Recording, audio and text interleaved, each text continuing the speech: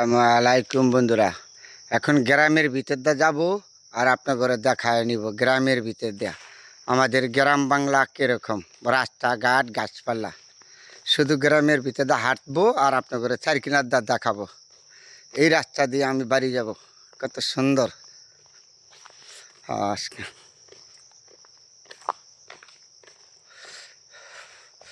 গ্রামের ভিতরে দুই সাইডে দা সবুজ শ্যামল, না কত সুন্দর।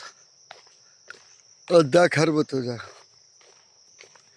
আচ্ছা, এটা হলো গ্রামের ভিতর দিয়ে গেছে তো রাস্তাটা, দুই সাইডে দিল গাছ। রাস্তাটা গেছে গ্রামের ভিতর দিয়া, বহু দূরে আছে এইরকম ওই গাছপালা গ্রামের ভিতরে। এত সুন্দর দেখতে জায়গা। গ্রামীণ রাস্তা,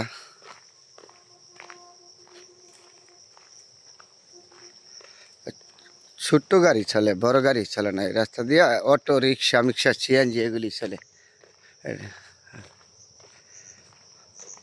আমি যাইতেছি গ্রামের ভিতর দিয়া আর রান্না করে দেখাতেছি হাইটা।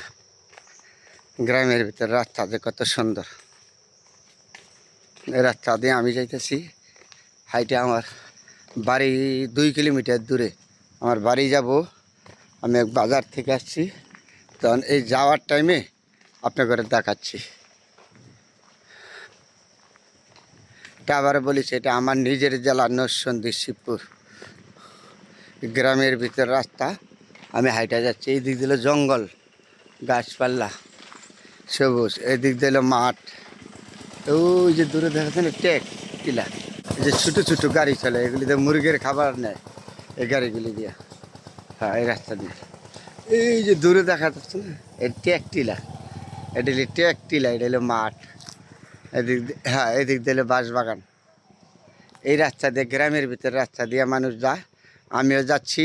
আপনাদের সাথে শেয়ার করলাম, দেখেন গাছপালা। এগুলো হলো জঙ্গল, এগুলি বলে জঙ্গল আর কি।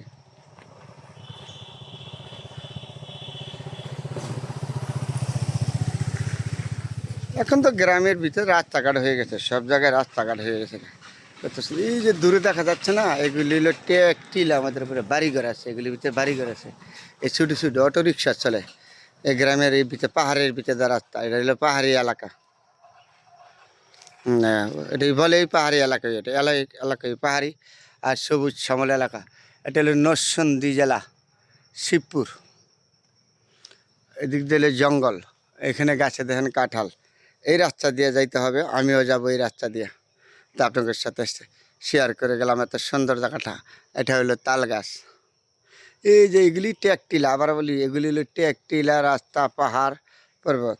এই জমির মধ্যে ধান ছিল, এখন ধান কাইটে নিয়ে গেছে তো জমিগুলি পড়ে আছে, এমনি পড়ে আছে। আবার পানি হয়ে যাবে, বর্ষা সিজন না, এখন পানি হয়ে যাবে, সম্পূর্ণ জমির মধ্যে পানি হয়ে যাবে। তাহলে এইটা জায়গায় আপনাদের সাথে সবার সাথে শেয়ার করলাম বন্ধু।